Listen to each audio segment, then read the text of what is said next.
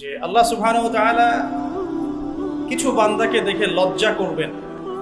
আল্লাহ পাক লজ্জা করবেন, তাদেরকে শাস্তি দিতে আল্লাহ লজ্জা করবেন।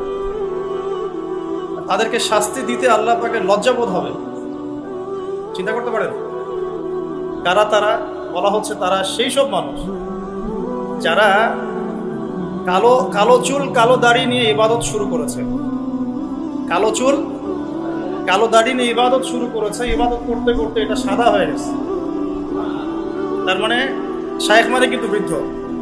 শায়েখের অনেক অর্থ হয়, শায়েখ মানে পণ্ডিত, স্কলার, শায়েখ মানে কিন্তু বৃদ্ধ। তা আমরা দোয়া করি আল্লাহ পাকের কাছে, আল্লাহ পাক আমাদেরকে সব দিক থেকেই সুস্থতার সাথে আল্লাহর ইবাদত করতে করতে শায়েখ হওয়ার তৌফিক দান করেন। আমিন। তিনটা জায়গায় ফোকাস করতে হবে খুব বেশি কোরআনের শিক্ষা, স্পেশালি জেনারেলদের মধ্যে, কারণ মক্তব মাদ্রাসা শেখানো হচ্ছে বাট জেনারেলরা পাচ্ছে না।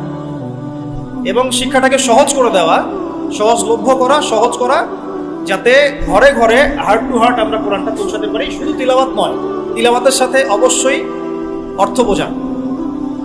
শুধু তেলাওয়াত করলে অবশ্যই নেকি পাবেন আপনি, প্রত্যেক হরফে 10 নেকি করে, কিন্তু এটাতে কোরআনের হক পরিপূর্ণ আদায় হয় না, কোরআনের মূল মেসেজটা আমরা পাচ্ছি না। আর 2 নাম্বার হচ্ছে সিরাতের শিক্ষা, সিরাতের ব্যাপক প্রচার প্রসার।